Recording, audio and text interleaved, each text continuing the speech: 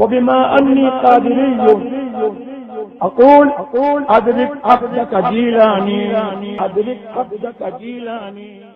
معزز سامعین کرام، علماء ذوی الاحترام، السلام علیکم ورحمۃ اللہ وبرکاتہ۔ الحمدللہ الحمدللہ الحمدللہ رب العالمین والعاقبۃ للمتقین، والصلاة والسلام على سید الانبیاء والمرسلین وآلہ واصحابہ الطیبین الطاہرین، اما بعد، وآلہ واصحابہ الطیبین الطاہرین، لعنۃ اللہ علی الرافضین المرتدین الی یوم الدین، اما بعد، قال اللہ تبارک و تعالی فی القرآن المجید والفرقان الحمید، فاعوذ باللہ من الشیطان الرجیم، بسم اللہ الرحمن الرحیم، رضی اللہ عنہم ورضوا عنہ وأعد لهم جنات تجري تحتها الأنهار خالدين فيها أبدا، ذلك الفوز العظيم۔ عن عويم بن ساعدة أن رسول الله صلى الله عليه وسلم قال: إن الله عز وجل اختارني واختار لي اصحابا فجعل له منهم وزراء وانصارا واصهارا، فمن سبهم فعليه لعنة الله والملائكة والناس اجمعين، لا يقبل منه يوم القيامة صرفا ولا عدل، او كما قال عليه الصلاة والسلام۔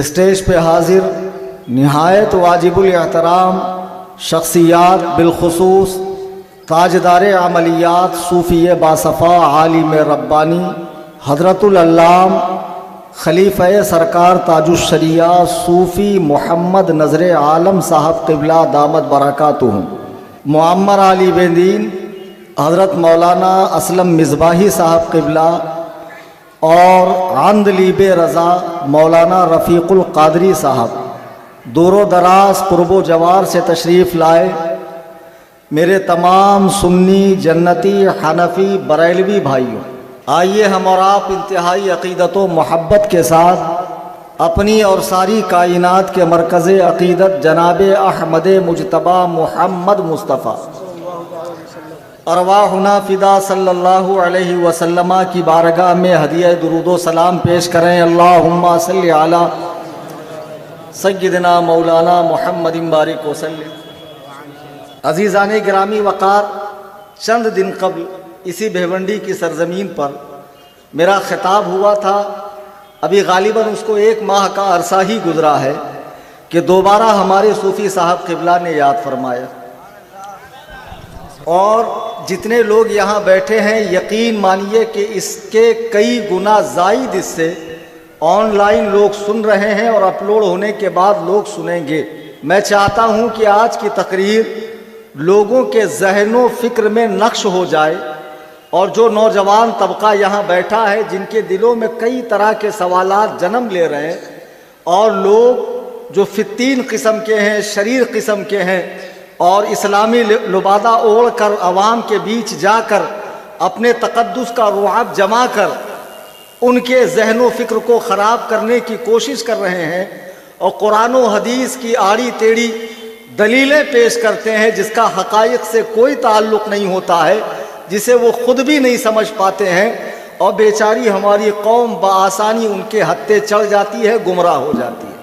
آج کی یہ نشست جس کا عنوان ہے عظمت صحابہ، آپ نے اشتہار میں دیکھا ہوگا، اعلان میں سنا ہوگا، اور بار بار اعلان ہو رہا ہے، اور میں چاہتا ہوں کہ اس طرح کے جلسے اور بھی ملک کے گوشے گوشے میں بلکہ دنیا بھر میں اب ہونے چاہیے۔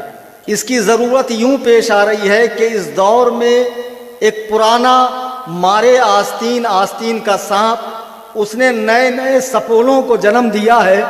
جو عجیب بات یہ ہے کہ ہمارے اپنے لوگ تھے، لیکن چونکہ مسلکی سنی نہیں تھے، درگاہی سنی تھے، اس لیے آسانی سے ان کے ہتھے چڑھ گئے۔ اگر مسلکی سنی ہوتے، قرآن و سنت کو سمجھتے، تو آسانی سے کسی فتنے کے، کسی خبیث کے بہکاوے میں نہیں آتے۔ آج عظمت صحابہ پہ یہ محفل جو منعقد کی گئی ہے، اس میں میں نے قرآن مجید برہان رشید سورہ توبہ کی آیت نمبر 100 تلاوت کی، جس میں اللہ تعالیٰ نے پہلے ایمان لانے والے، بعد میں ایمان لانے والے، پھر ان کا اتباع کرنے والے، یعنی پہلے مومن جناب ابو بکر صدیق سے لے کے آخری صحابی تک کو کے بارے میں فرمایا رضی اللہ عنہم ورضوا عنہ، اللہ ان سب سے راضی ہے اور وہ لوگ اللہ سے راضی ہیں، اور اللہ تعالیٰ نے ان کے لیے وعدہ فرمایا ہے جنت کا، جس کے نیچے نہریں بہتی ہے اور ہمیشہ اس میں رہیں گے۔ یہ ان کی بڑی کامیابی ہے۔ جب قرآن کریم برہان رشید، جس میں کسی طرح کی کوئی غلطی، کمی، خامی نہیں ہے، ذالک الکتاب لا ریب فیہ، جس میں شک کی کوئی گنجائش نہیں ہے، جب اس کتاب نے صحابہ کو سرٹیفکیٹ دے دیا کہ یہ سب کے سب جنتی ہے، تو ہم جیسے ٹچے لوگوں کو اب ان کے بارے میں باتیں کر کے اپنی عاقبت نہیں خراب کرنی چاہیے۔ اب اتنا ہی نہیں، نبی رحمت صلی اللہ علیہ وسلم، جن کو اللہ نے ما کانا و ما یکون، جو کچھ ہو چکا ہے اور آئندہ جو کچھ ہوگا، سب کا علم عطا فرمایا ہے، میرے آقا نے دیکھ لیا کہ ایک زمانہ ایسا بھی آئے گا کہ جب میرے صحابہ پر لوگ بھونکیں گے، میرے رشتہ داروں پر بھونکیں گے، میرے سسرالیوں پر بھونکیں گے، تو اللہ کے نبی علیہ الصلاۃ والسلام نے بہت پہلے امت کو آگاہ فرما دیا۔ مستدرک حاکم کی حدیث ہے، حدیث نمبر 6656 ہے۔ جو لوگ انٹرنیشنل نمبر سے حدیث کھوجتے ہیں، تلاشتے ہیں، ان کے آسانی کے لیے انٹرنیشنل نمبر میں نے بتا دیا، 6656۔ حضرت عویم بن سعیدہ کہتے ہیں اللہ کے نبی نے ارشاد فرمایا، ان اللہ عز وجل اختارنی واختار لی اصحابا، اللہ نے مجھے چن لیا۔ کہاں چن لیا؟ نبیوں کا تاجدار بنانے کے لیے چن لیا، انبیاء کا امام بنانے کے لیے چن لیا، انبیاء میں سب سے افضل بنانے کے لیے چن لیا، انبیاء کا آخر بنانے کے لیے چن لیا، انبیاء کا مختتم بنانے کے لیے چن لیا، یعنی کئی طرح کی خوبیوں کے لیے اللہ نے مجھے چن لیا۔ ان اللہ عز وجل اختارنی، بے شک اللہ تعالیٰ نے مجھے چن لیا۔ اب جب مجھے چن لیا تو میرے لیے ساتھی بھی اللہ نے چنے۔ میرا ساتھی کون بنے گا؟ میری شریک حیات کون بنے گی؟ میرا وزیر کون بنے گا؟ میرے ساتھ کون چلے گا؟ میرے بستر پر کون سوئے گا؟ میرے ساتھ روز و شب کون رہے گا؟ کن سے مجھے رشتہ کرنا چاہیے؟ یہ سارے فیصلے اللہ تعالیٰ نے کر لیے۔ آگے میرے آقا فرماتے ہیں وَاخْتَارَ لِي أَصْحَابًا، اللہ نے مجھے چنا اور میرے لیے میرے صحابہ کو چن لیا۔ فَجْعَلَ لِي مِنْهُمْ غُزَرَاءَ وَأَنصَارًا وَأَصْحَارًا، اور ان میں کچھ میرے لیے وزیر بنائے، کچھ لوگوں کو میرا مددگار بنایا اور کچھ لوگوں کو میرا سسرالی بنایا، میرا رشتہ دار بنایا۔ اچھا، نبی کے رشتہ دار کون؟ حضور علیہ السلام کی 11 ازواج پاک ہے، ان میں ایک ام حبیبہ بھی حضور کی زوجہ محترمہ ہے، مومنوں کی ماں ہے۔ یہ کس کی بیٹی ہے؟ یہ حضرت سفیان کی بیٹی ہے۔ یہ کس کی بہن ہے؟ یہ حضرت امیر معاویہ کی بہن ہے۔ یہ کس کی صاحبزادی ہے؟ یہ ہندا کی صاحبزادی ہے۔ آج جن پر یہ موالی پارٹی گانجا پھونکنے کے بعد سفیان کو گالیاں بکتی ہے، معاویہ کو گالیاں بکتی ہے، ہندا کو گالیاں بکتی ہے، اور بدبختوں تمہاری ماں تم پر روئے، جب اللہ کے نبی فرماتے ہیں اللہ نے میرے لیے ان لوگوں کو چن لیا۔ فمن سبهم فعليه لعنت اللہ، جو ان کو برا کہے گا اس پہ اللہ کی لعنت ہو، والملائکۃ، اور فرشتوں کی لعنت ہو، والناس اجمعین، اور تمام لوگوں کی لعنت ہو۔ اتنا ہی نہیں، لا يقبل منه یوم القیامت، قیامت کے دن اللہ تعالی صرف ولا عدل، نہ اس کا فرض قبول کرے گا نہ نفل قبول کرے گا۔ بے شک بے شک. نعرہ تکبیر، نعرہ رسالت. اس بات کو معمولی مت سمجھو. نمازیں تمہارے پاس نہیں ہے، اعمال تمہارے پاس نہیں ہے، تمہارا ٹھکانہ نہیں ہے بخشے جاؤں گے یا نہیں جاؤں گے، لیکن گلیوں میں اور چوراہے پر اور پان پٹی پر اور لوگوں کو سفر کے اندر اس طرح کی بحثیں کرتے ہو. فلانے صحابی نے یہ کر دیا، فلانے نے یہ کر دیا، فلانے نے حضرت فاطمہ کا حق مار دیا، انہوں نے گھر جلا دیا، انہوں نے بچہ گرا دیا، انہوں نے ان کا باغ چھین لیا، انہوں نے علی کا حق چھین لیا، انہوں نے علی سے لڑائی کی. میں تمہیں ایک بات بتا دوں، پیارے آقا علیہ السلام فرماتے ہیں لا تسب الاموات فانہم قد افضوا الی ما قدموا. جو لوگ دنیا سے جا چکے ہیں ان کی باتیں نہ کرو، اس لیے کہ انہیں وہ مل چکا ہے جو انہوں نے کیا ہے. جو دنیا سے جا چکے ہیں ان کے بارے میں باتیں کر کے اپنے اعمال خراب نہ کرو. لیکن لوگ سمجھ نہیں رہے، لوگ سمجھ نہیں رہے، باتیں کیے جا رہے ہیں، روکنے پر بحث کرتے ہیں. ہم کہتے ہیں تمہاری کوئی حیثیت نہیں، آپ کو قرآن پڑھنا نہیں آتا، حدیث پڑھنی نہیں آتی، تاریخ کی آپ کو تحقیق نہیں ہے، محض سنی سنائی باتوں پر آپ صحابہ کے فیصلے نہیں کر سکتے ہو. آپ خاموش رہیے، خاموشی میں نجات ہے. آپ سے قیامت میں نہیں پوچھا جائے گا علی معاویہ کے بارے میں تو کیا کہتا تھا. کیا یہ سوال قیامت میں تم سے ہوگا؟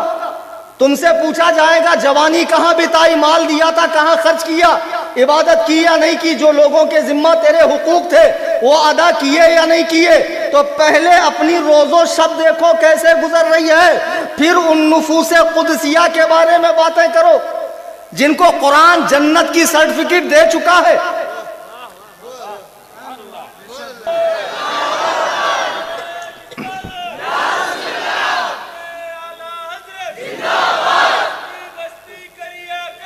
تاج الشریعہ، تاج نعرہ تکبیر، نعرہ رسالت، مسلک اعلی حضرت، مسلک اعلی حضرت، بستی بستی قریہ قریہ، بستی بستی قریہ قریہ، بستی بستی قریہ قریہ، رہنمائے دین و ملت. نعرہ تکبیر، نعرہ رسالت. عزیزان گرامی وقار، آج جو ہمارے بچے صحابہ کے بارے میں خاص طور سے حضرت امیر معاویہ وغیرہ، آج میں بہت سارے خلاصے کرنے والا ہوں. ذہنوں میں جو گند بھری ہوئی ہے، دل و دماغ کو جو لوگوں نے گند بھر دیا ہے لوگوں نے، اس کو صاف کرنے والا ہوں. جو اعتراضات آپ کے ذہن و فکر میں پنپ رہے ہیں انشاءاللہ اس کا بھرپور خلاصہ کروں گا. لیکن جہاں سے یہ اعتراض آ رہے ہیں اس کی ذرا حقیقت بھی آپ سمجھ لیں. سنیوں میں یہ جو درگاہی پارٹی، خانقاہی پارٹی، یہ مجاور لوگ، یہ بابا لوگ، یہ اڑیا گڑیا لٹیا چٹیا پیر جو پیدا ہوئے ہیں اور جو سنی بچوں کو اس طرح گمراہ کر رہے ہیں، ان کا کنیکشن کہاں سے؟ ان سبھی کا کنیکشن ایران سے ہے. ایران جو رافضیوں کا گڑھ ہے، شیعوں کا گڑھ ہے. آج بہت سے سنی شیعوں کی بولی بول رہے ہیں. چند سال پہلے تک یہ فتنہ دیکھنے میں نہیں تھا، ابھی چند سالوں سے ممبئی میں اور دنیا بھر کے اندر پنپ رہا ہے، اور اس کا شکار اکثر بے علم. لیکن افسوس اب ایرانی ریال اتنا پاورفل ہے کہ اب بڑے بڑے پڑھے لکھے بھی اس کے ہتھے چل رہے ہیں. جو کبھی رافضیوں سے مناظرے کرتے تھے اور ان کو ناکو چنے چبواتے تھے، آج انہی کی بولی بول رہے ہیں. آج کی اس نشست میں آپ کو اچھے سے سمجھنا ہے یہ رافضیت کا فتنہ ہے کیا. عرب کی سرزمین پر ایک بہت مشہور قبیلہ تھا، قبیلہ قریش. اسی قبیلے سے ہمارے آقا ہے. اس قبیلے کی کئی شاخیں ہیں. اس کی ایک شاخ بنو تمیم بھی ہے، بنو عدی بھی ہے، بنو امیہ بھی ہے، بنو ہاشم بھی ہے. ہمارے آقا وہ مولا بنو ہاشم سے ہیں، اور سفیان اور حضرت امیر معاویہ یہ بنو امیہ سے ہیں. ان کے بیچ پہلے بہت جھگڑا تھا، بہت آپس میں بہت سارے ان کے اندر معاملات تھے. لیکن جب میرے آقا نے جبل فاران سے علم توحید کو بلند فرمایا اور دعوت اسلام پیش فرمائی تو جتنوں کے دل کھٹے تھے سب آپس میں شیر و شکر ہو گئے. اور جب کلمہ پڑھ کر لوگ داخل اسلام ہو گئے تو سابقہ زمانے کی ساری دشمنی کو لوگوں نے بھلا دیا اور مسلمان متحد ہو کر اسلام کے فروغ و ارتقاء کے لیے آگے بڑھنے لگے. कुफ्फारे मक्का को मुसलमानों का ये इत्तेहाद भाया नहीं, तो मुसलमानों को इतना मजबूर किया कि मुसलमान मक्का छोड़कर मदीना आ गए। मदीना वो बस्ती थी जो यहूदियों का गढ़ था। मदीने के आसपास जितने मजबूत किले थे, खैबर का किला, फिदक का बाग वगैरह, ये सब यहूदियों की बड़ी बड़ी जागीरें थी। मुसलमान जब मदीने में आए और इस्लामी फतूहात का सिलसिला बढ़ने लगा, अगर ये चीज़ आपने मिस कर दी, आगे का बयान आपके समझ में नहीं आएगा। मैं आपको शुरू से लेकर आ रहा हूँ। आज ये जो बातें चल रही है, इसकी असल कहाँ से है? मदीने में इस्लाम आया, फलने फूलने लगा, मुसलमानों के हाथों यहूदियों के किले मुसलमानों के कब्जे में आने लगे, लोग इस्लाम में फौज दर फौज आने लगे। यहूदियत ने सबसे ज्यादा जख्म इस्लाम से खाए थे। यहूदियत को इस्लाम ने कुचल के रख दिया था। यहूदियों की जागीर जो है वो खत्म होती नजर आ रही थी। जब इस्लाम खूब फला और फूला, यहाँ तक कि अमनो अमान कायम हो गया, मेरे आका दुनिया से तशरीफ ले गए। देखो हजरत अबू बकर सिद्दीक खलीफा बने, वो बनु हाशिम से नहीं है, वो बनु तमीम से है। उनके बाद हजरत उमर बने, वो बनु अदी से है। उनके बाद हजरत उस्मान बने, ये बनु उमैया से है। 12 साल तक खलीफा रहे। मुसलमानों में आपस में तलवारें नहीं चली। वो यहूदी कौम जिसने इस्लाम के हाथों बहुत जख्म उठाए थे, बहुत मुसीबत झेली थी, इनको मदीना और कई कई किले छोड़कर भागना पड़ा था। इनके दिल की आग अभी बुझी नहीं थी। इनकी आग दोबारा सुलगने लगी। यमन से एक शख्स जिसका नाम अब्दुल्ला इब्ने सबा है, ये कोई फर्जी तारीख नहीं है, आप इसे तशय्यो की तमाम किताबों में देख सकते हैं कि अब्दुल्ला इब्ने सबा नामी एक यहूदी यमन से मदीने आता है। बड़ा आबिद, बड़ा जाहिद, रात भर क़याम करने वाला, दिन भर रोजा रखने वाला, नवाफिल में गुजारने वाला, मदीने में आकर सुकूनत इख्तियार करता है और लोगों को अपनी इबादत और रियाजत से गर्विदा करना शुरू कर देता है। इसने ऐसा तकद्दुस का रुआब जमाया कि लोग इसके मुरीद होने लगे। फिर इसने धीरे धीरे लोगों के जहन में यह बात डाली, जो दुश्मनी खत्म हो चुकी थी, जो दुश्मनी मिट चुकी थी, बनु उमैया और बनु हाशिम की, कबीला कुरैश की ये दोनों शाखें हैं, बनु हाशिम और बनु उमैया, इनकी दुश्मनी जो इस्लाम ने खत्म कर दी थी, इस दुश्मनी को दोबारा जिंदा करने वाला अब्दुल्ला इब्ने सबा नाम का यहूदी है। ये यहूदी मदीने में आता है और लोगों को जहन देता है, देखो उस्मान कौन है, उमवी है, बनु उमैया से ताल्लुक रखते हैं, अली कौन है, हाशमी है, खिलाफत इनका ज्यादा हक है, उस्मान का हक नहीं है। लेकिन जब लोगों ने देखा मदीने के अंदर ये इस तरह की बहकी बहकी बातें कर रहा है, उसे मदीने से मारकर भगा दिया गया। सहाबा पर उसकी बात असर नहीं की, सहाबा पर उसकी बात ने असर नहीं किया। फिर उसने काहिरा में, मिस्र में, ईरान में, मुख्तलिफ जगह अपने ख्याल के लोग पैदा किए। देखो नबी के बाद ज्यादा खिलाफत के लायक तो अली है, और अली नबी के लिए ऐसे हैं जैसे मूसा के लिए हारून थे, तो गोया अली नबी के वसी है। और सुनिए, ये कैसे हो सकता है कि जनाबे ईसा तो आसमान पे जिंदा हो और दोबारा कयामत से पहले आए, और हमारे नबी कब्र से दोबारा नहीं आएंगे। हमारे नबी अली के जात में हुलूल कर चुके हैं, और सिर्फ इतना ही नहीं कि हमारे नबी की रूह पाक अली में है, बल्कि खुदा भी अली के अंदर समा चुका है। उसने इस तरह की ज़हनियत लोगों को दी, इस तरह की ज़हनियत लोगों को दी कि एक फितना जन्म लिया, एक फितने ने जन्म लिया जिसका नाम था खारजियत। अब यह फितना इतना बड़ा कि यह फितना मदीने में आता है। खलीफा वक्त हजरत उस्मान गनी रदी अल्लाह ताला अन्हु को शहीद कर दिया जाता है। हजरत उस्मान जब शहीद हो गए तो मुसलमानों के चौथे खलीफा बने हजरत अली। हजरत अली खलीफा बने। वहां शाम में हजरत अमीर मुआविया अमीर थे पहले से। हजरत उमर फारूक ने उन्हें अमीर मुकर्रर किया था।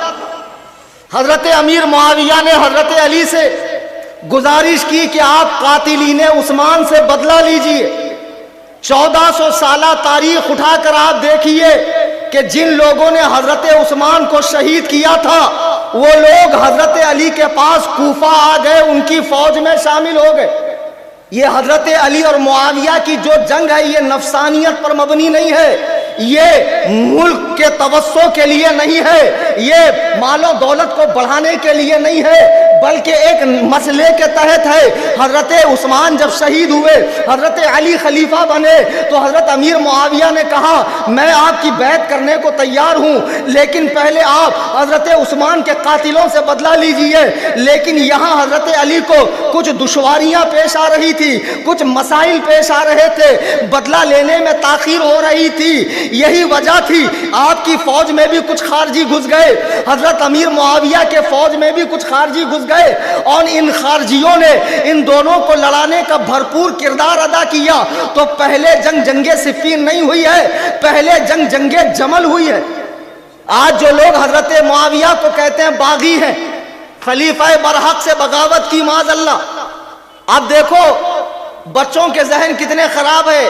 22 رجب کو ہمارے یہاں پوسٹر لگا حضرت امیر معاویہ کے عرس کا، سنی کہلانے والے، اپنے آپ کو مولائی کہلانے والے، کڑے اور لاکٹ پہننے والے، لمبے لمبے جھپریاں رکھنے والے، بال رکھنے والے باباؤں نے اس پوسٹر کے بازو میں ایک پوسٹر لگایا جس میں حضرت امیر معاویہ کو منافق جہنمی کہا گیا معاذ اللہ۔ استغفر۔ میری سمجھ میں نہیں آتا، اتنی بڑی تعداد میں سنی موجود ہے، تم انہیں برداشت کیسے کرتے ہو؟ یہ روئے زمین کی سب سے بدترین مخلوق ہے جو رسول اللہ کے صحابہ پر بھونکتی ہے۔ بہرحال وہ پوسٹر لگایا گیا، اس میں ایک حدیث دکھائی گئی، بخاری کی حدیث نمبر 2812 کہ نبی نے فرمایا کہ میرے صحابی عمار کو ایک باغی جماعت قتل کریں گی، اور عمار کو قتل کس نے کیا؟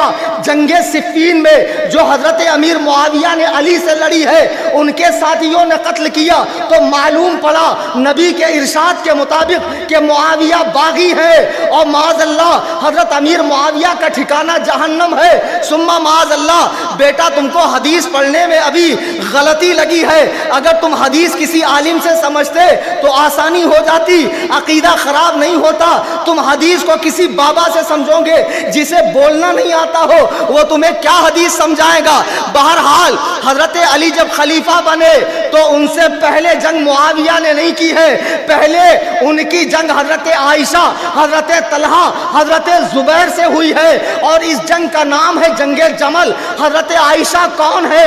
رسول اللہ صلی اللہ علیہ وسلم کی زوجہ محترمہ ہے۔ آج بھی یہ خبیث رافضی قوم جن کو معاذ اللہ جن پر زنا کی تہمت لگاتی ہے، وہ حضرت عائشہ صدیقہ کہ جن کی پاک دامنی پر اللہ نے قرآن میں 18 آیتیں نازل فرمائی ہیں، سبحان اللہ۔ عائشہ وہ حضرت عائشہ کہ جن سے نکاح کا حکم اللہ نے حضور کو دیا، آقا فرماتے ہیں تم دنیا میں بھی میری زوجہ ہو، آخرت جنت میں بھی تم میری زوجہ ہو۔ سبحان اللہ۔ وہ عائشہ کہ جب حضور دنیا سے سفر اختیار فرما رہے ہیں آخرت کا تو آپ کی گود میں ہے، آپ کے چھاتی پر ہے، اور اسی عالم میں اللہ کے نبی کی روح پاک قفس عنصری سے پرواز کرتی ہے۔ عزیزان گرامی وہ سیدہ عائشہ حضرت علی سے لڑنے کے لیے آئیں، ساتھ میں زبیر بھی ہے، ساتھ میں طلحہ بھی ہے، یہ لوگ حضرت علی سے لڑنے آئے۔ وہاں جنگ ہوئی، حضرت علی نے اپنے سپاہیوں سے فرمایا ام المومنین کے اونٹ کے پیر کاٹ دو، اس لیے کہ جب وہ نیچے گر جائیں گی جنگ رک جائیں گی۔ آپ کے دل میں ماں کا پورا احترام تھا، یہ ایک ماں اور بیٹے کی جنگ تھی۔ ہم جیسے ٹچے لوگوں کو بیچ میں بولنے کا کیا حق ہے؟ ہم لوگ ان کے حوالے سے بول کر اپنی آخرت کیوں خراب کر رہے ہیں؟ بہرحال جنگ ہوئی، اس جنگ میں دونوں طرف مسلمان شہید ہوئے، اس جنگ میں حضرت زبیر شہید ہوئے۔ عمار کو یاد کرنے والے رافضی کتوں، زبیر کون ہے؟ نبی علیہ السلام کی پھوپھی کے بیٹے ہیں۔ اللہ کے نبی فرماتے ہیں ہر نبی کا ایک حواری ہوتا ہے، مددگار ہوتا ہے، میرا مددگار زبیر ہے۔ جنگ جمل میں حضرت زبیر کو شہید کیا گیا، حضرت علی سے لڑنے آئے۔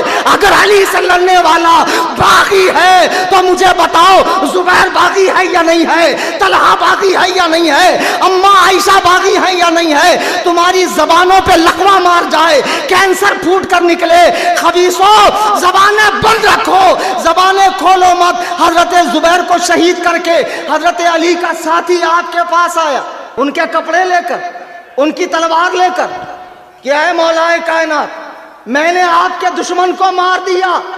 اللہ کے نبی نے دنیا میں 10 صحابہ کو جنت کی بشارت دی ہے. اس میں ایک زبیر بن عوام بھی ہے. سبحان اللہ سبحان اللہ.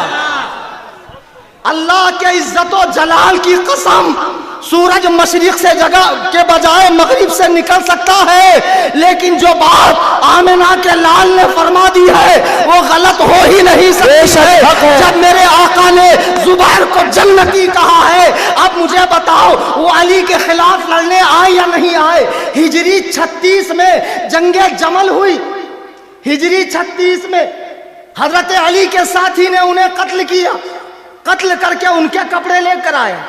حضرت علی کو خوش ہونا چاہیے کہ میرے دشمن کو مار کر آئے. حضرت علی کھڑے ہوئے، زبیر کی تلوار کو دیکھا اور ابن جرموز سے کہا تیری ماں تجھ پر ماتم کرے. میں نے اللہ کے نبی سے سنا ہے بشر قاتل ابن صفیہ بالنار، زبیر کے قاتل کو جہنم کی خوشخبری دو. جا تو جہنمی ہے. اللہ اکبر کبیرہ. دیکھو حضرت علی سے لڑ رہے ہیں اور آپ کا ساتھی انہیں شہید کرتا ہے اور حضرت علی اسے کہہ رہے ہیں تو اچھا. شہید تو حضرت علی کے ساتھیوں نے کیا تھا نا، اور وہ بھی عشرہ مبشرہ میں سے ایک صحابی کو. تو پھر غلطی تو حضرت علی کی بھی بہت بڑی ہے بھائی صاحب. اب کہیں گے نہیں غلطی ان کی نہیں ہے، غلطی تو گروپ کی ہے، غلطی تو چند سپاہیوں کی ہے. اگر چند سپاہیوں کی غلطی حضرت علی کے سر نہیں ڈالی جا سکتی ہے، انہیں ذمہ دار نہیں بنایا جا سکتا ہے، تو جنگ صفین میں حضرت ابو سعید خدری کی روایت ہے جو حدیث یہ دکھاتے ہیں، بخاری کی حدیث نمبر 2812. حضرت ابو سعید کہتے ہیں کہ مسجد نبوی تعمیر ہو رہی تھی، ہم لوگ اینٹیں لے کے جا رہے تھے، ایک ایک اینٹ. عمار بن یاسر 2 اینٹ لے کر جا رہے تھے. اللہ کے نبی قریب آئے، فرمایا وَيْحَ عَمَّارٍ تَقْتُلُهُ الْفِئَةُ الْبَاغِيَةُ، افسوس عمار تجھے ایک باغی جماعت مار ڈالیں گی. عمار یدعوہم الی اللہ، عمار انہیں اللہ کی طرف بلاتا ہوگا. وَيَدْعُونَهُ إِلَى النَّارِ، اور وہ لوگ عمار کو جہنم کی طرف بلاتے ہوں گے. یہ حدیث ہے، یقیناً ہے، صحیح بخاری میں ہے، ہم نے انکار نہیں کیا. جنگ صفین جو ہجری 37 میں ہوئی، 36 میں جمل ہوئی اور 37 میں صفین ہوئی، حضرت امیر معاویہ کے وہ خارجی ساتھی اور ایسے ہی لوگ حضرت علی کی فوج میں بھی تھے، انہوں نے حضرت عمار کو شہید کیا. اب لوگ نتیجہ یہ نکال رہے ہیں کہ اس سے حضرت امیر معاویہ کو بھی نبی نے باغی کہا. اگر تمہیں بخاری کی حدیث 2812 یاد ہے تو 2704 کیوں نہیں یاد ہے؟ افتؤمنون ببعض الکتاب وتکفرون ببعض، کتاب کے بعض حصے پر ایمان لاتے ہو، بعض سے منکر ہوتے ہو. یہ نہیں چلے گا. یہ 2704 کون سی حدیث ہے؟ جو آپ کو 2812 دکھائے اس کو 2704 دکھاؤ. اس حدیث کو دکھا کر آپ کہتے ہو معاویہ باغی ہے، معاذ اللہ منافق ہے، جہنمی ہے، ثم معاذ اللہ. اور یہ سنی کہلانے والے، مزاروں پر دھمال ڈالنے والے، بھانگڑا کرنے والے، عرس پاک کے نام پر محلے کی نیندیں اور سکون برباد کرنے والے، مزارات اولیاء کو بدعات اور خرافات کے اڈے بنانے والے، یہ صحابہ پہ بھونک رہے ہیں جنہیں ٹھیک سے استنجا کا ڈھیلا لینا نہیں آتا، قرآن کریم پڑھنا نہیں آتا، جن کے تلفظ تک ٹھیک نہیں ہے. یہ بخاری کی 2812 دکھا رہے ہیں کہ دیکھو اللہ کے نبی نے معاویہ کو باغی کہا، اور اس سے ثابت ہوا کہ معاویہ باغی ہے تو معاذ اللہ جہنمی ہے، منافق ہے، وغیرہ وغیرہ. حضرت امام حسن حضور کے نواسے ہیں، کھیلتے کھیلتے سرکار کی مبارک ران پہ تشریف لائے. میرے آقا فرماتے ہیں بخاری حدیث نمبر 2704، ان ابنی ھذا سید ولعل اللہ ان یصلح به بین فئتین عظیمتین من المسلمین. میرا یہ بیٹا سردار ہے، اللہ تعالیٰ اس کے ذریعے مسلمانوں کے دو بڑے گروہ میں صلح کروائے گا. اچھا بتاؤ، امام حسن نے حضرت علی کی شہادت کے بعد 6 مہینہ کار خلافت کو انجام دیا، اس کے بعد صلح کس سے کی، خلافت کسے دی؟ مجمع بولے بھائی. آپ کے لیے نہ جانے کتنا لیٹر میں نے پسینہ بہا دیا. ابھی تو میزبان نے ٹھیک سے ہماری خاطر بھی نہیں فرمائی، اور اتنی دور سے آ کر میں پسینہ بہا رہا ہوں اور آپ کا ناطقہ ہی بند ہو گیا ہے. حضرت امام حسن نے صلح کس سے فرمائی؟ حضرت امیر معاویہ سے. اللہ کے نبی فرماتے ہیں کہ میرا یہ بیٹا مسلمانوں کے 2 گروہ میں صلح کرائے گا. دیکھو، امیر معاویہ سے صلح کی امام حسن نے، اور اس صلح کرنے والے گروپ کو نبی نے کیا فرمایا؟ بین فئتین عظیمتین من المسلمین، کہ میرا یہ بیٹا مسلمانوں کے گروپ میں صلح کروائے گا. ارے سرکار نے انہیں مسلمان فرمایا. ابے 2 کوڑی کے بابا، تیری کیا اوقات ہے حرام خور؟ نماز کے وقت گھر میں بند ہوتا ہے اور طریقت اور حقیقت اور معرفت کہہ کر قوالیاں کرتا ہے، عورتوں کے ساتھ مستی سے ڈانس کرتا ہے اور شریعت سے بیزاری ظاہر کرتا ہے. جب نبی نے امیر معاویہ کے گروپ کو مسلمان فرمایا تو منافق کہنے والا تو کون ہے؟ بے شک بے شک. آج جن کے بہکاوے میں آ کر ان کی بولی بول رہے ہو، ان کے مذہب کو اچھے سے سمجھ لو. شیعہ مذہب اتنا غلیظ مذہب ہے روئے زمین کا. جب سے یہ مذہب بنا ہے اس نے صرف تخریب کاری کی ہے. اور میں بڑی ذمہ داری سے علماء کی موجودگی میں اللہ کی قسم کھا کے کہہ رہا ہوں، اور جتنی باتیں میں کہہ رہا ہوں اپنے الفاظ کا میں ضامن ہوں، اس پر میں مناظرے کے لیے بھی تیار ہوں. سبحان اللہ. بے شک. شیعہ مذہب جب بنا، حضرت عثمان کی شہادت شیعوں کے ذریعے ہوئی. حضرت عثمان کی شہادت شیعوں کے ذریعے ہوئی ہے. حضرت علی کی شہادت عبد الرحمن ابن ملجم خارجی، یہ شیعوں کا پیدا کیا ہوا فتنہ ہے. امام حسن مجتبیٰ کو حضرت امیر معاویہ کیوں شہید کریں گے؟ امام حسن تو انہیں خلافت دے چکے تھے اور ان سے نذرانہ بھی پاتے تھے، تو وہ کیوں شہید کریں گے؟ امام حسن کی شہادت بھی شیعوں کے ذریعے ہوئی ہے. امام حسین کو خط لکھ کر بلانے والے بھی شیعہ ہے.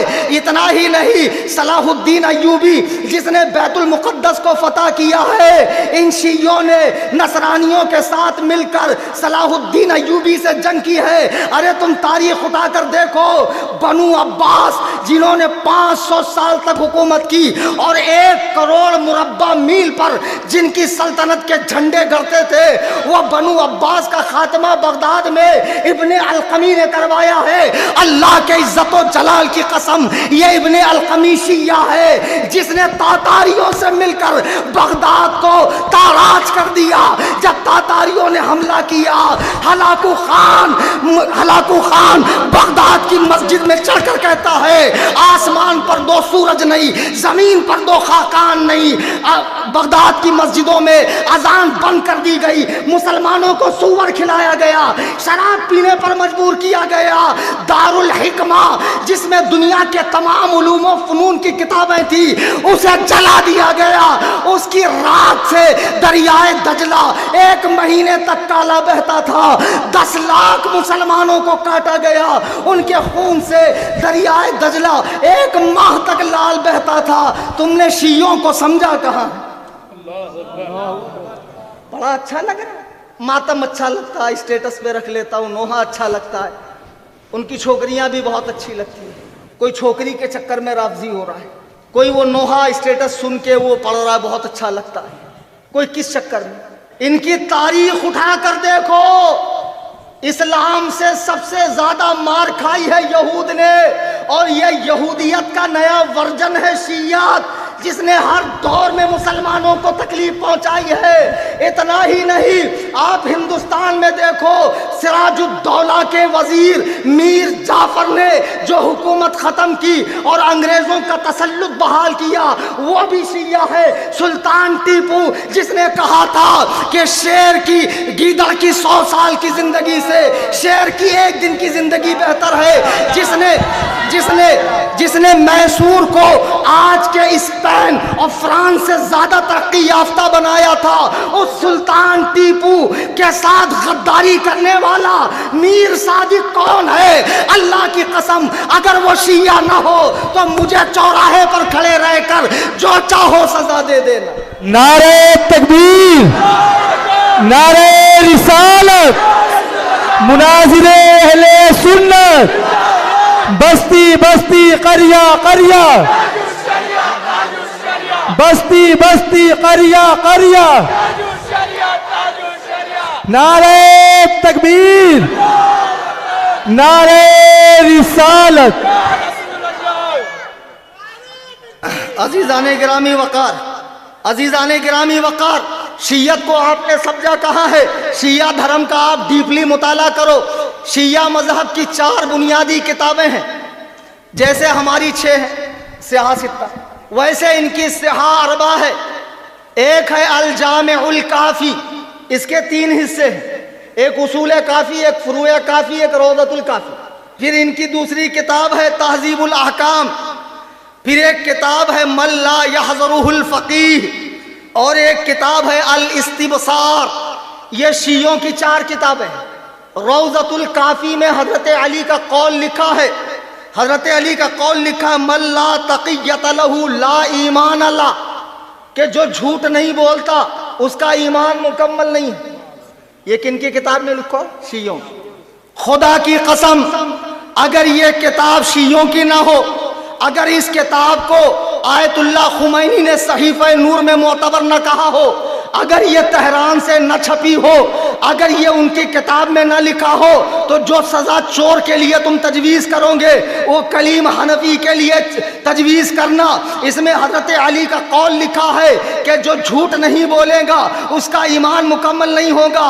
شیعہ ہمیشہ اپنا دھرم چھپاتے ہیں، سنیوں کے سامنے آئیں گے کہیں گے ہم صحابہ کو برا نہیں کہتے۔ ان نیٹ پر جا کر ان کے ذاکرین کی بکواس اٹھا کر دیکھو، ان کے ذاکرین کی بکواس اٹھا کر دیکھو، صحابہ کے لیے ماں بہن کی گالیاں لکھی ہے۔ ملا باقر مجلسی کی کتاب اٹھا کر دیکھو، صحابہ کے لیے ماں بہن کی گالیاں لکھی ہوئی ہے۔ ارے خبیثو، تم کتنا جھوٹ بولو گے؟ تقیہ کرنا تمہارے مذہب میں فرض ہے۔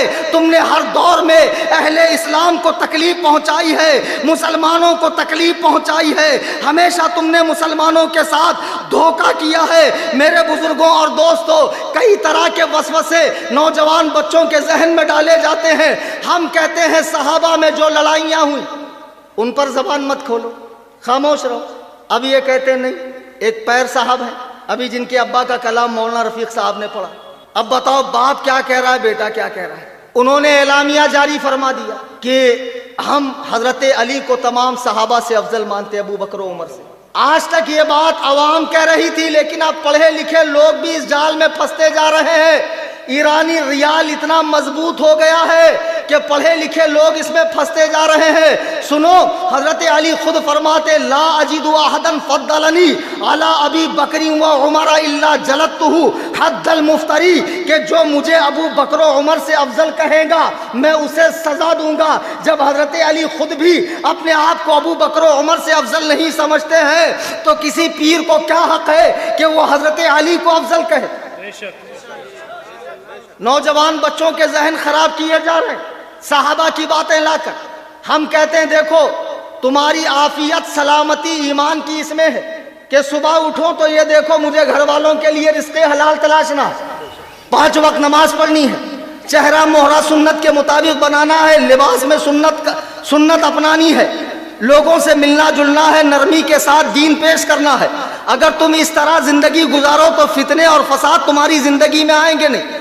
لوگوں کو سارے دین سے دور کر کے ان مسائل میں الجھا دیا گیا کہ دیکھو ایسا ہے ویسا ہے، یوں ہے تیوں ہے۔ صحابہ کے بارے میں میرے آقا علیہ السلام فرماتے ہیں اذا رأیتم الذین اصحابی فقولوا لعنت اللہ علیہ، میرے صحابہ کو جہاں تم ایسے لوگوں کو دیکھو جو میرے صحابہ کو برا کہہ رہے ہو تو ان کے سر پہ لعنت بھیج کے ان کی محفل سے جدا ہو جاؤ۔ میرے بھائیوں بزرگوں، میں تم سے دست بستہ عرض کر رہا ہوں، اللہ کے لیے صحابہ کے فیصلے کرنے کا حق آپ کو نہیں ہے، ان کے فیصلے ہو چکے ہیں، وہ اس وقت تمام کے تمام لوگ جنت کی سیر فرما رہے ہیں۔ تم اپنے لیے آخرت میں دوزخ کا عذاب مت مول لو۔ حضرت علی معاویہ میں جنگ ہوئی، کیا امام حضرت علی کے بیٹے نے صلح نہیں کی؟ دنیا میں ایسا کون سا بیٹا ہے جو اپنے باپ کے دشمن سے دوستی کرے؟ کیا تم امام حسن سے زیادہ علی سے محبت کرتے ہو؟ کیا امام حسن اور امام حسین نے حضرت معاویہ کی بیعت نہیں کی؟ جب غلط تھا تو حسین اڑ گئے، جب یزید آیا تو حسین نے بیعت نہیں کی، اڑ گئے، بچہ قربان کر دیا اور بتا دیا کہ جس کی رگوں میں علی کا خون ہے وہ کبھی باطل کے آگے جھک ہی نہیں سکتا ہے۔ تم ہمارے سوال کے وقت میٹھا میٹھا ہڑپ ہڑپ کڑوا کڑوا تھو تھو ماں کا دودھ سمجھ کے پی کیوں جاتے ہو؟ چند ہمارے بھی سوالوں کے جواب دو کہ امام حسن نے صلح کی کیوں؟ امام حسین نے ان سے بیعت کی کیوں؟ اور جب تک امیر معاویہ بحیثیت خلیفہ 20 سال رہے، ان لوگوں نے کبھی ان سے جنگ نہیں کی۔ جب آپ کا وصال ہوا، یزید تخت نشین ہوا، تب امام حسین نے بیعت سے انکار کیا۔ میرے بزرگوں دوستوں، باتیں بہت ہے، لیکن آپ جیسے صاحبان سمجھ چند باتوں میں ساری بات سمجھ گئے ہوں گے۔ قصہ مختصر یہ کہ آج کی یہ نشست جو عظمت صحابہ کے حوالے سے ہے، یہ عزم مصمم کر کے اٹھیے کہ مرتے دم تک رسول اللہ کے کسی صحابی کے حوالے سے میں اپنی زبان نہیں کھولوں گا۔ یار مجھے ایک بات بتا، آج لوگ اتنے بڑے محب اہل بیت بنتے ہیں، یہ بچوں کو جھنجھنا تھما دیا محبت اہل بیت کا، اور یہ لے کے بجاتا پھر رہا ہے۔ اس کی خود کی شکل دیکھو خبیث کی، ان بزرگان دین سے اس کا کیا تعلق ہے؟ اور پھر ہمیں کہتے ہیں یہ تو خارجی ہیں، یہ تو ناسبی ہے۔ یعنی جیسے تم چاہتے ہو ویسے محبت ہم کریں جب ہم محب اہل بیت ہوں گے؟ یعنی جس طرح کی بدعات اور خرافات نئی نئی چیزیں دین میں تم نے پیدا کی ہے، ہم تم کو فالو کریں تب محب اہل بیت ہوں گے؟ خبیثوں، ہمیں تم سے محبت اہل بیت کی سرٹیفکیٹ نہیں چاہیے۔ خدا کی قسم، جس کے دل میں محبت اہل بیت نہ ہو وہ مومن ہو ہی نہیں سکتا، وہ مومن ہو ہی نہیں سکتا۔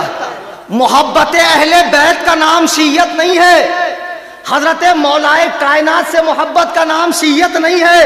شیعت نام ہے صحابہ پہ بھونکنے کا، شیعت نام ہے صحابہ پہ بھونکنے کا، اور نوجوان نسلوں کا ذہن خراب کرتے ہیں۔ دیکھو یہ نبی کی اہل بیت ہے، دیکھو یہ نبی کی بیٹی ہے، ان کا حق مارا گیا۔ اور کتنے سنی یہی سمجھتے ہیں کہ حضور کو ایک ہی بیٹی ہے، اور ایسا ذہن بھی دیا جا رہا ہے کہ سرکار کی ایک ہی بیٹی ہے۔ شیعہ کبھی حضور کی دوسری بیٹیوں کا ذکر کیوں نہیں کرتے؟ اور بہت سے بابا پارٹی والے جن کو استنجا کا ڈھیلا لینا نہیں آتا، یہ بھی لوگوں کو نہیں بتاتے حضور کی کتنی صاحبزادیاں تھیں۔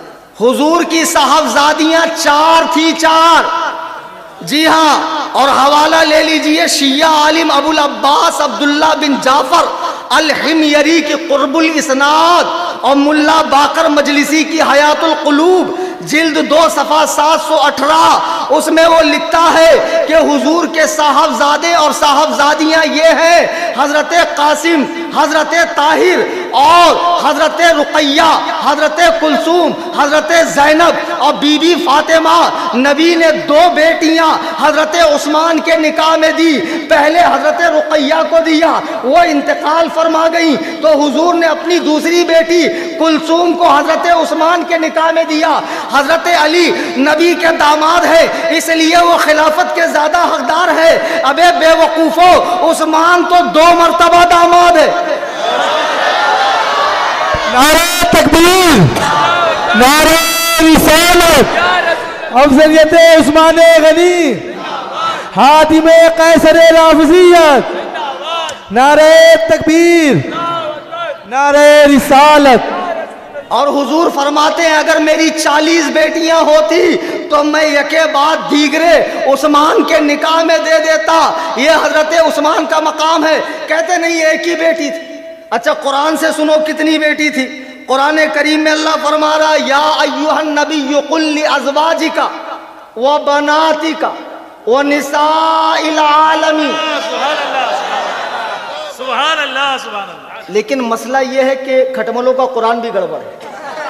جی ہاں, ان کے مطابق قرآن میں 17,000 آیتیں تھی. کتنی؟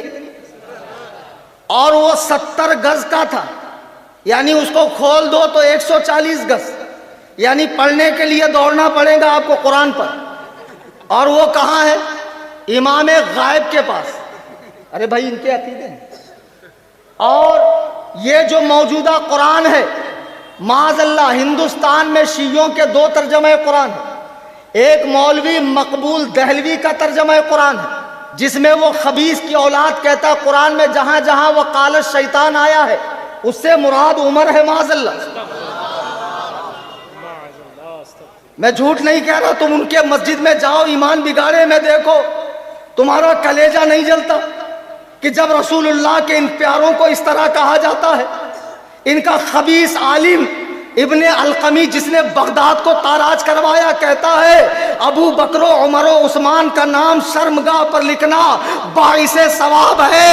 ارے بدبختو اور جہنم کے کتوں, یہ تمہارا بدترین دین ہے. ہم سے کہا جاتا ہے مولانا کیوں بولتے ہو, کیا ہوگا بول کر. میں کہتا ہوں کچھ نہ ہو, میں بولتا رہوں گا جب تک سانس میں سانس ہے, جب تک دم میں دم ہے, جب تک خون کا آخری قطرہ بہ نہیں جاتا ہے. رب کعبہ کی قسم اس بولنے کے بدلے اگر گھر اجڑتا ہو, اجڑ جائے, بیوی بیوہ ہوتی ہو جائے, بچے یتیم ہوتے ہو جائے, اللہ کی قسم ابو بکر و عمر کو بھونکنے والوں کو کلیم حنفی نہیں چھوڑے گا, ان کا رد کرتا رہے گا.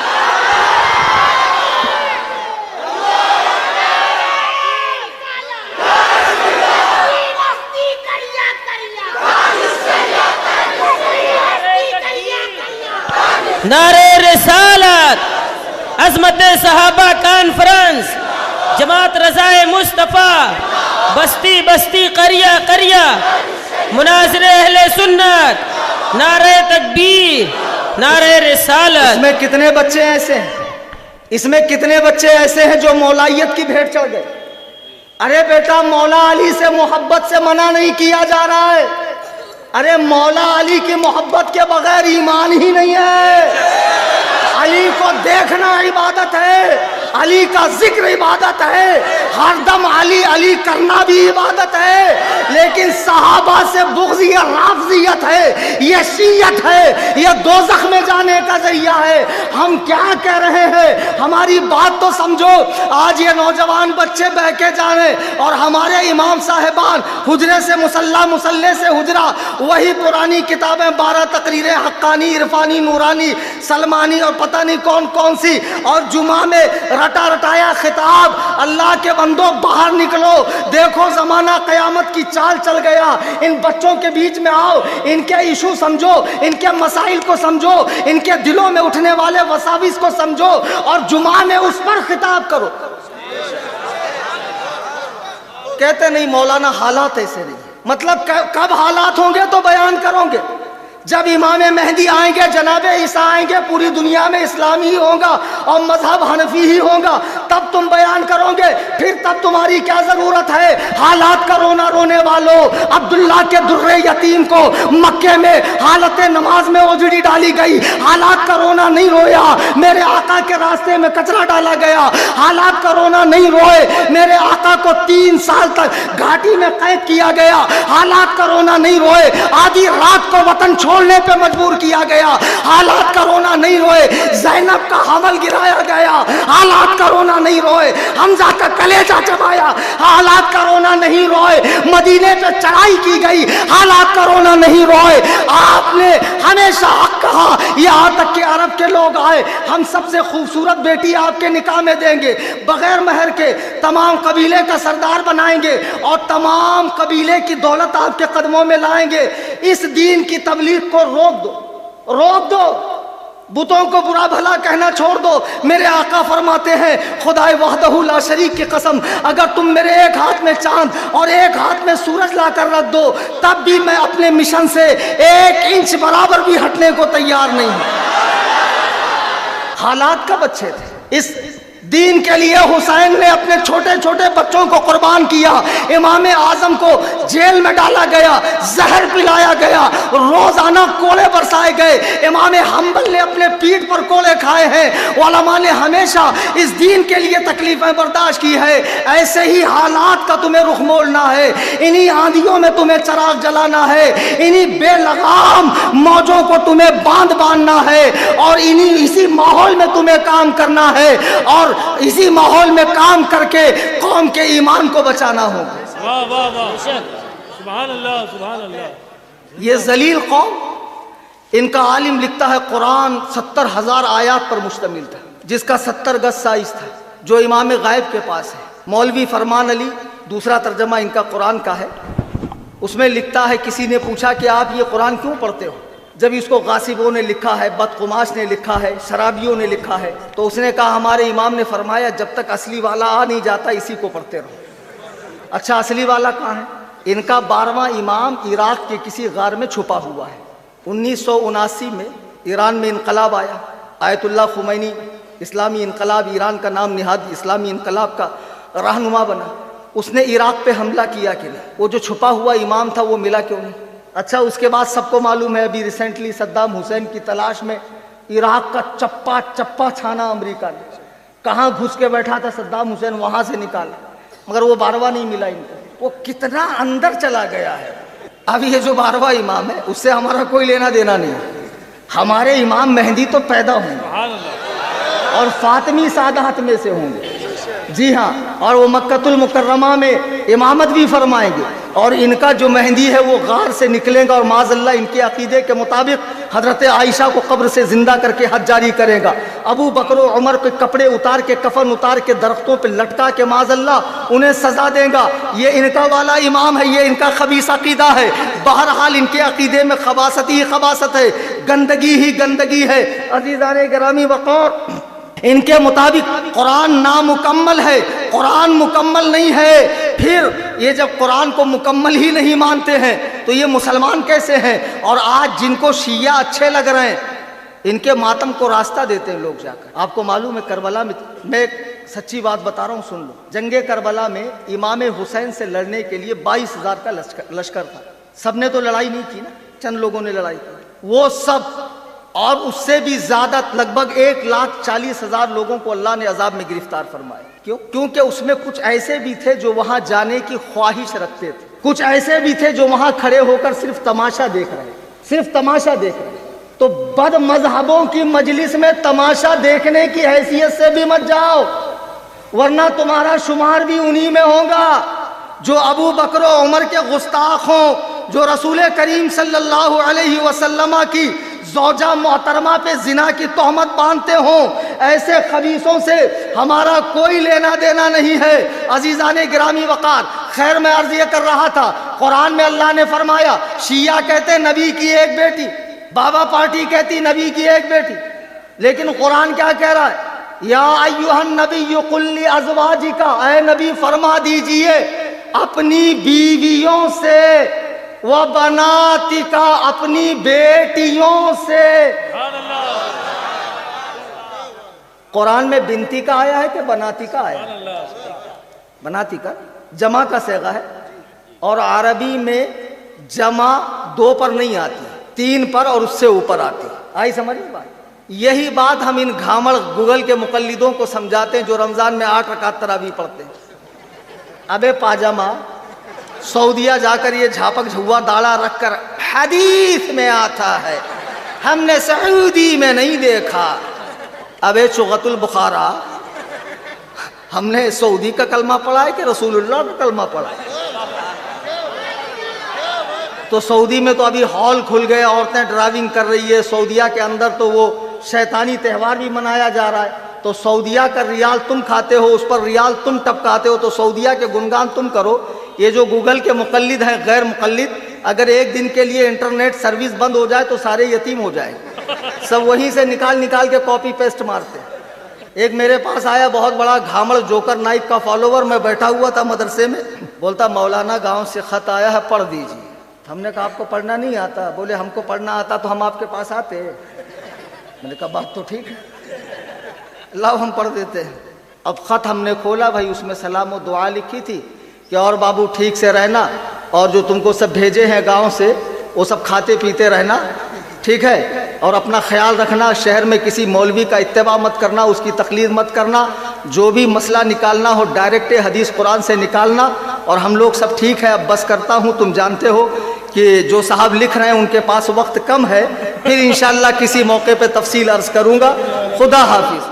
अब मैं सोच में पड़ गया, या अल्लाह उस गधे को लिखना नहीं आता, इसको पढ़ना नहीं आता, ये घामड़ लोग हदीस से मसला निकालते कैसे? तो आजकल ये जो घामड़ गूगल के मुकल्लिद हैं, गैर मुकल्लिद, रमज़ान में तरावी कितनी पढ़ती? बहुत बड़े नमाज चोर हैं ये लोग। सुन्नत है, मस्जिद में आएंगे, आप देखो गधा देखा ना, देखा ही होगा गधा, उस पे ना आप 100 किलो का वजन रखो, वो बराबर खड़ा रहेगा, लेकिन क्या हिम्मत कि आप उसके सर पे रुमाल डाल दो, जुर्ता फेंक देगा, ऐसे फेंक देगा। गैर मुकल्लिद बाहर बराबर रहता है, जैसे ही उस पर नमाज का बोझ आ गया मस्जिद में, फट से टांगे छीन दे, बीच में से एक गधा निकल जाए, इतनी बड़ी ये नमाज है। आप अल्लाह की बारगाह में जा हुक्म है वक़ूमू लिल्लाहि क़ानितीन, अपने रब के हुजूर डर के खड़े रहो, ये अकड़ के खड़े रहता है ऐसे। अच्छा, दुआ नहीं मांगेगा, ऐसे बोलता, मुझे नहीं पीछे वाले को दे, कुछ कुछ ऐसा करते, देना है तो दे, नहीं तो मत दे। बहुत ओवर स्मार्ट, बहुत ओवर स्मार्ट। हदीस में नहीं, हमको तो नहीं मिला, हमने तो नहीं देखा, इस्लाम 360 के अंदर तो नहीं आता। अरे बाप रे बाप, इस्लाम 360 में नहीं आता। जरूरी नहीं है, नमाज के चोर है चोर। अब रमजान आ रहा, तुम अच्छी अच्छी चप्पल पहन के जाओगे, 20 पढ़ के तो बाहर निकलोगे, तो तुम्हारी चप्पलें गायब, तो समझ जाओ 8 वाला आया। 8 वाले को घुसने नहीं देना। और जितने आसपास में गैर मुकल्लिद सुन रहे हैं, 4 साल से बड़ा ठंडा सांस लिए थे कि हजरत के मिजाइल का रुख उधर को हो गए।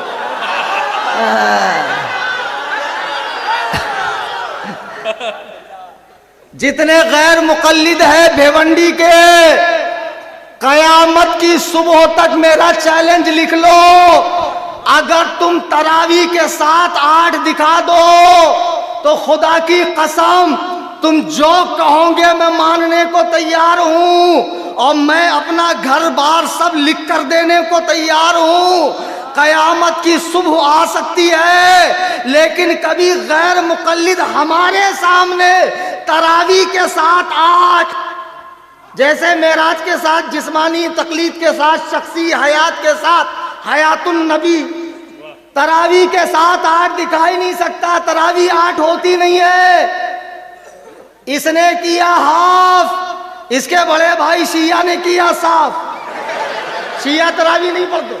आप रमजान में जाओ, इनकी मस्जिदों में पड़ा रहेगा ताला, उसमें से झांको तो अंदर रहेगा कोई काला, अंदर रहेगा कोई काला, वो तरावी नहीं पढ़ते। इन्होंने हाफ किया, उन्होंने साफ किया। अच्छा, दिखाएंगे किसको? पकौड़ी तलने वाले को। देखो हदीस में तो ऐसे आता है, आय है कितना भोला है। मालूम पड़ता है जनाब जिब्रील का काफिला जा रहा था, उसी में से ये साहब भी टपक गए। इतना नेक, कितनी भोली बातें। मेरे इमाम फरमाते हैं, शहद दिखाएं, जहर पिलाएं, कातिल डाइन शोहर कुश, इस मुर्दार पे क्या ललचाना, दुनिया देखी भाली। पहले बात सुन लीजिए, लफ्ज़े तरावीह जमा है तरवीहा की, किसकी? और अरबी में 3 से कम पे जमा नहीं आती। मोटी मिसाल, एक है सूफी नजरे आलम साहब का मुरीद, तो उसको कहेंगे मुरीद। 2 है तो क्या कहेंगे? मुरीदैन। जैसे वालिदैन, माँ बाप, ईदैन, 2 ईदें, वैसे मुरीदैन। अब 2 से ज्यादा 3 है तो आप क्या कहेंगे? मुरीदीन। तरवीहा जमा है, तरावीह जमा है। तरवीहा कहते हैं 4 रकात के बाद बैठने को। اب اگر آپ 3 بار بیٹھیں گے تب تراویح ہوگی. آپ تو 8 والے ہیں, آپ کو تو جلدی جلدی سنیوں کی 300-400 والی چپل چرا کر اور اپنی 20 والی چھوڑ کر بھاگنا ہے. تو آپ تو 8 والے آدمی ہو, 4 پڑھ کے دعا پڑھتے ہو اور جیسی 8 ہو گئی بھگ گئے. اب ان کو بوجھ معلوم پڑ رہا ہے, نماز ان پہ بوجھ ہے, جیسے گدھے پر یہ رومال بوجھ ہے, فوراً جھٹک دے گا. بہرحال تو تراویح 8 ہو ہی نہیں سکتی ہے.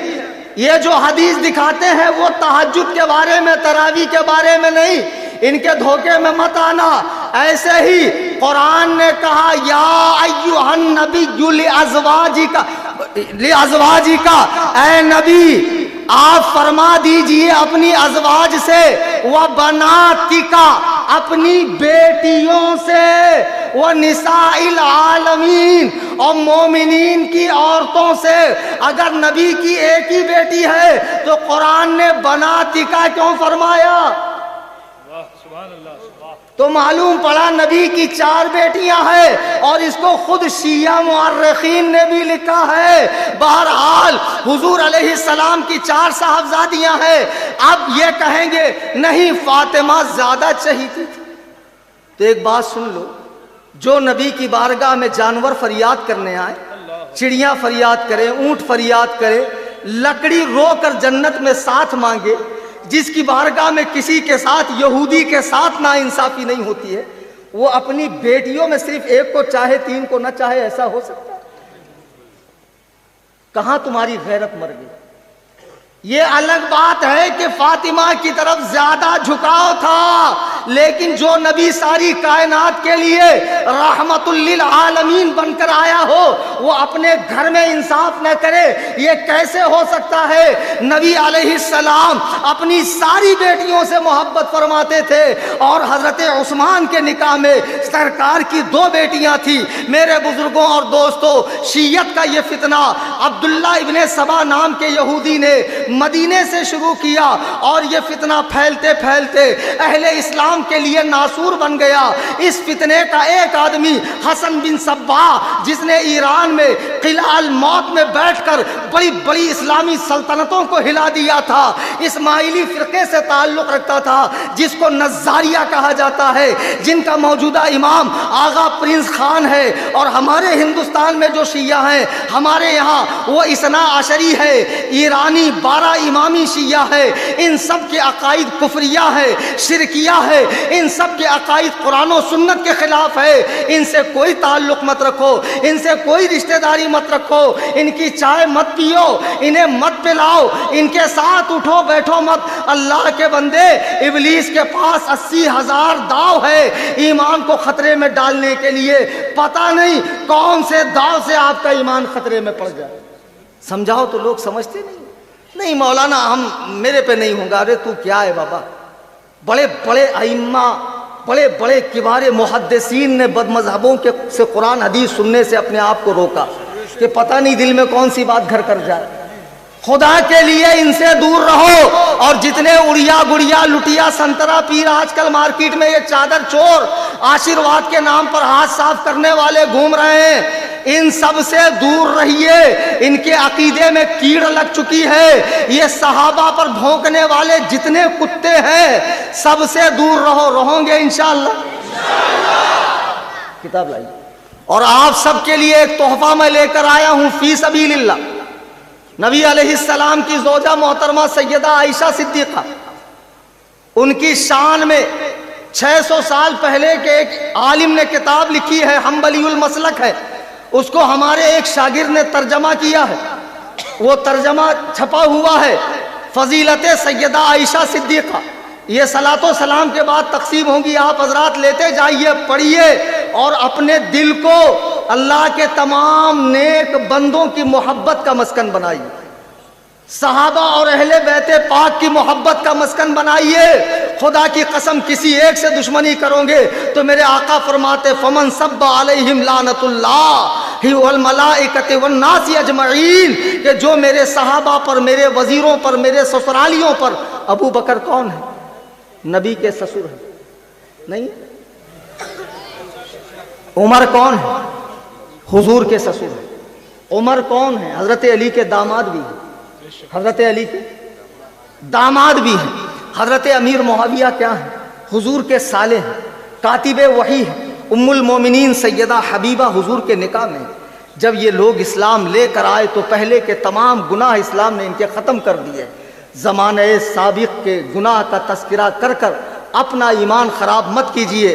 جاتے وقت یہ کتاب لے جائیے. تنظیم سنی جمعیت الاحناف کی جانب سے آپ سب کو یہ تحفے میں پیش کی جا رہی ہے. دوران تقریر قرآن کریم پڑھنے میں، حدیث پاک کے الفاظ بولنے میں مجھ سے کوئی خطا لغزش ہوئی ہو، میں تمام حاضرین سامعین اور علماء کی موجودگی میں توبہ کرتا ہوں. اللہ تبارک و تعالی میرے تمام صغائر و کبائر کو معاف فرمائے. استغفر اللہ ربی من کل ذنب، لا الہ الا اللہ محمد رسول اللہ صلی اللہ علیہ وسلم، وما علینا الا البلاغ.